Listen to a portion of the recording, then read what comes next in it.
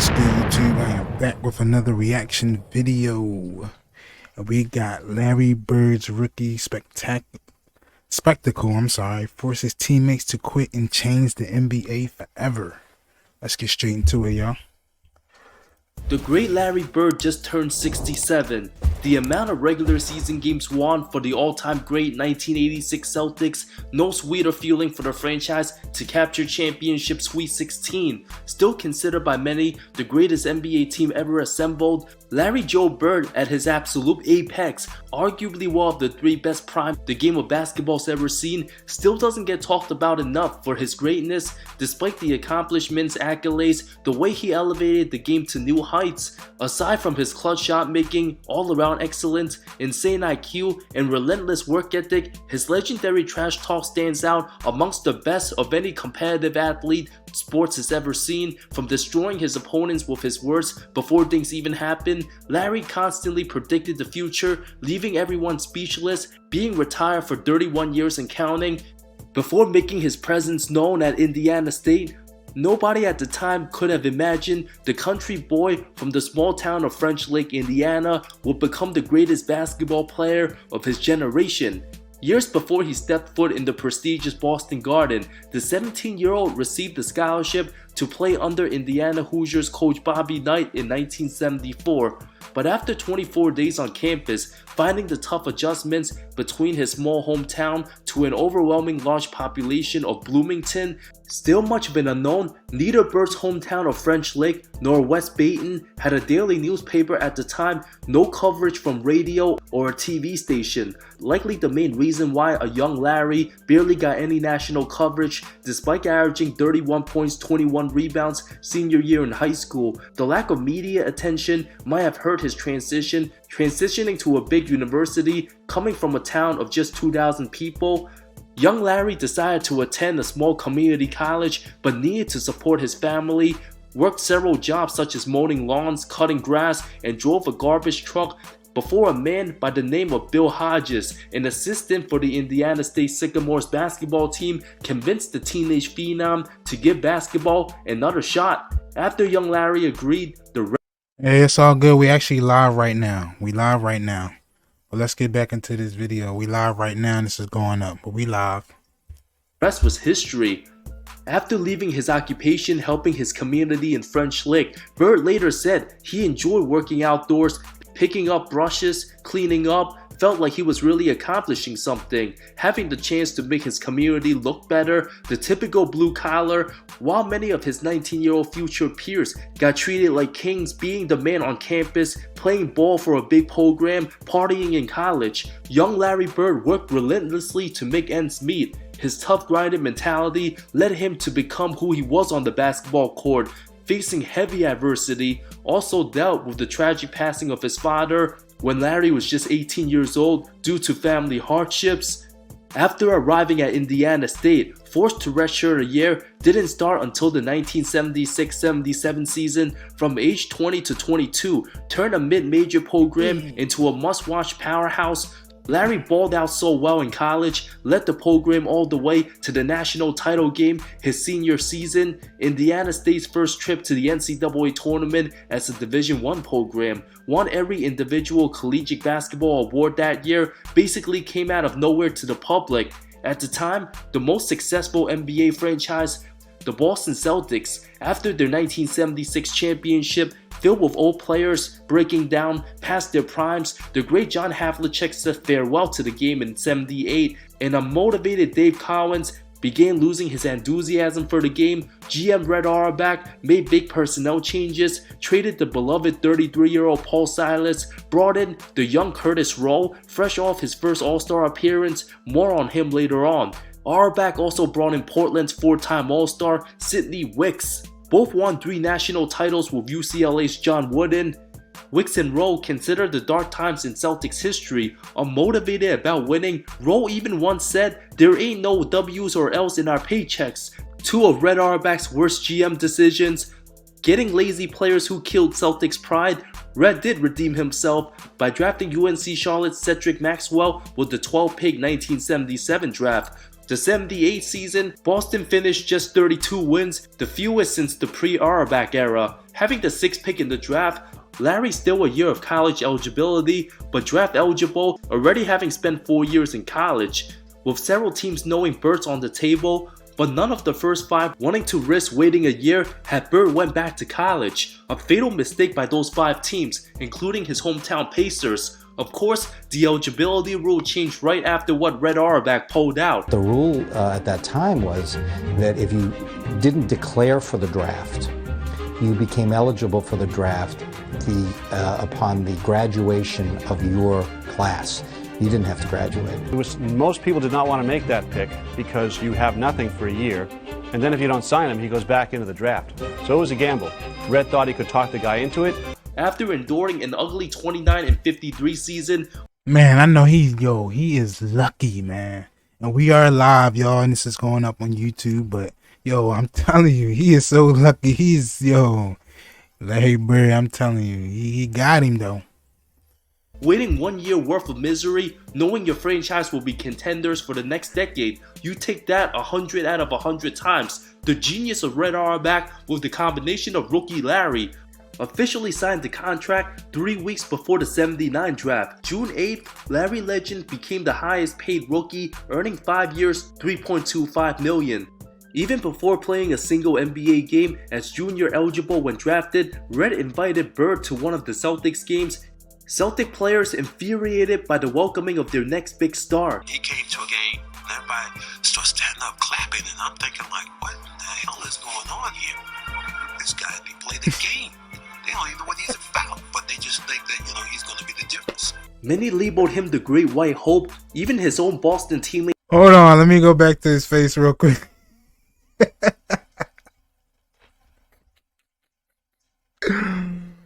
Yo, look at his face. That's funny. But they just think that, he's going to be the difference. Many labeled him the Great White Hope. Even his own Boston teammates couldn't stand him at first. Such deference meant little to black Celtics like Curtis Rowe, Sidney Wicks, and Cedric Maxwell, who looked at Bird and saw not the Great White Hope, but another case of Great White Hype. Believed he was overhyped, didn't understand why a white guy who couldn't jump, considered slow and unathletic, was possibly gonna dominate the best basketball league in the world, when the best players mostly black. I think that you would say that most black players at the time were racist, in the sense that we did not think that you could find a white guy who could play better than any black guy.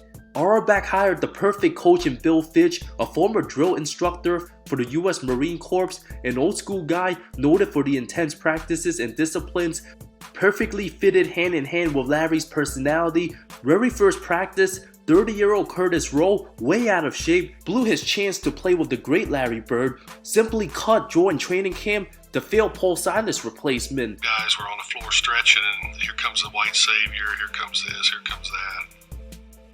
I sort of enjoyed it because I knew I was going to battle them all day. But Curtis and Sidney didn't last long. They didn't make it through the first practice. They were cut. Bird's presence and demeanor literally changed the Celtics overnight. Having a no BS approach, whoever wasn't built for it simply packed their bags and left. Rowe never played another NBA game again. Of course, Cedric Maxwell still viewed himself as the franchise guy, salty he was gonna get passed over, with the franchise handing over the keys to a rookie who might not look good judging a book by its cover. Sitting over the podium, Larry first arrives, Max claps 3 times, yells, "Great White Hope, here he comes out." Thought he was giving the Rook the business, scoring, talking noise, but didn't realize how good Larry was. Knocks down the first jumper. Max had his hands down. Yeah, that might be a lucky shot, but Larry did it again, and of course again. I'm thinking, he's slow, he can't get off a shot. He's not that strong. This is going to be a layup. Bam, knocks down the jump shot. Maybe that was luck. Gets the ball again. Bam, knocks down another jump shot. Now I'm thinking like, okay, hey, you know what? I'm gonna D this guy up. I'm gonna show him what it's like.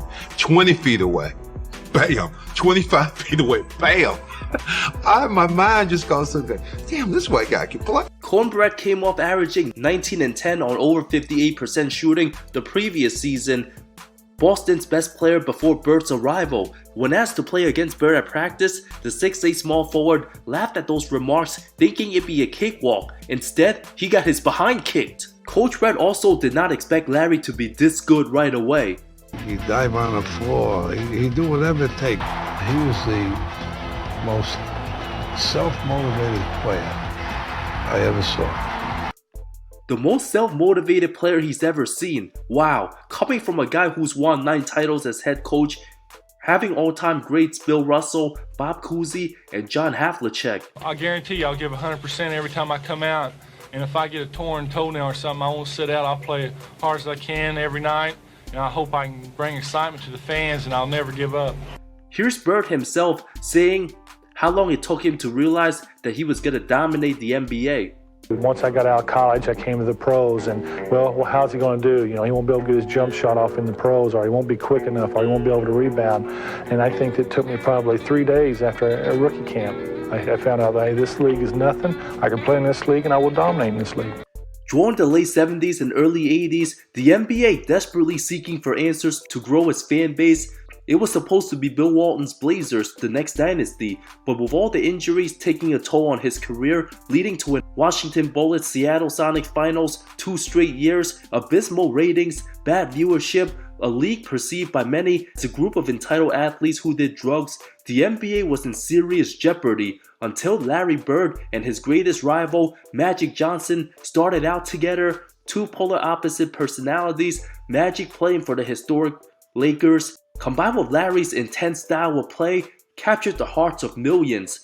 The 22-year-old rookie officially made his NBA debut October 12, '79, put up 14 points, 10 rebounds, 5 assists, 28 minutes, a Friday night sellout, in a win over MVP Moses Malone and the Rockets. Many of you might think, well, Bird had McHale Parrish and Dennis Johnson, but matter of fact, McHale and Parrish didn't join Boston till Larry's second season.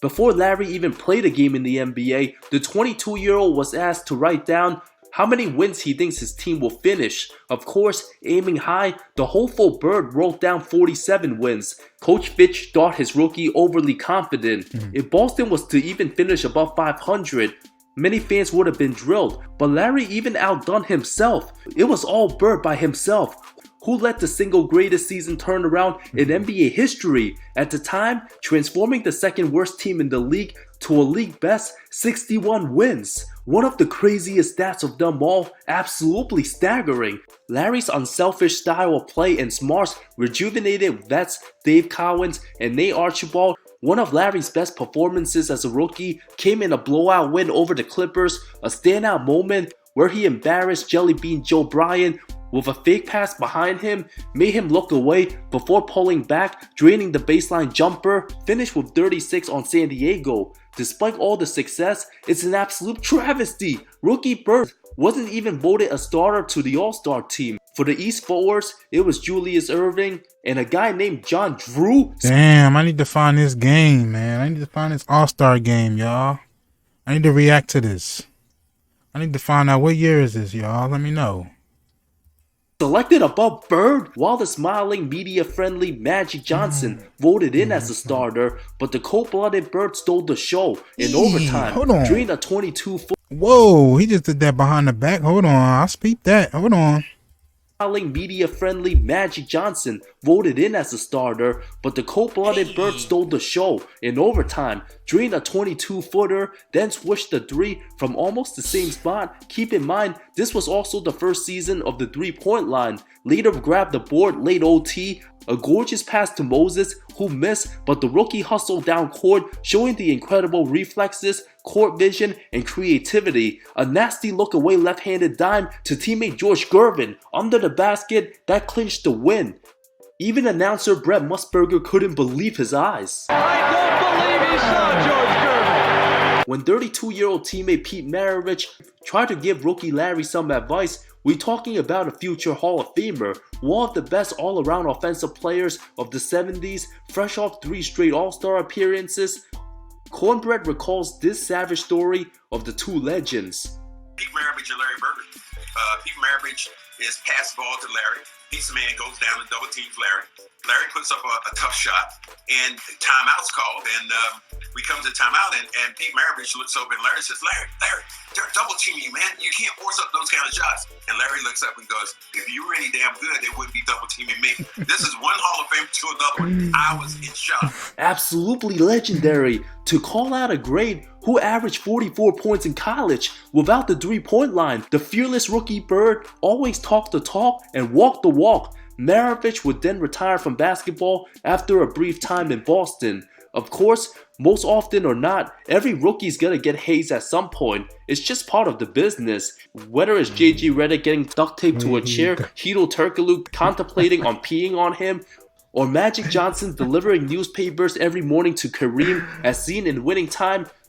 Jeff Jenkins, a former teammate of Bird's for just Larry's rookie season, told The Athletic, "I'll never forget our first road trip. The rookie stood in front of all of the guys on the bus and said, I want you guys to know I'm never going to get you any water and I'm never going to carry one bag ever." And he never did.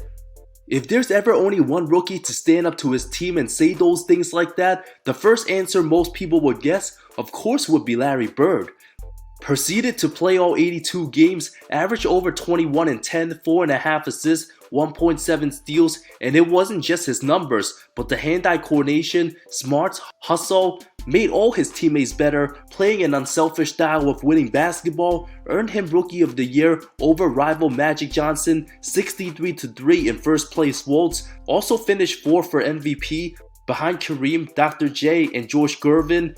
The Celtics would fall to their conference rival Philadelphia in 5 games in the conference finals. Although it was rival Magic and the Lakers who took home the title and finals MVP, Bird would then lead Boston to the title the very following year after adding a rookie McHale and red trading for Parrish, setting up the greatest rivalry the NBA has ever seen, paving the way for future generations. One of the true icons and faces of the league, the French Lake native embodies what it truly means to be a winner, did it with pride and honor, summed up perfectly by his greatest rival during his retirement ceremony. And Larry, there will never, ever, ever be another Larry Bird.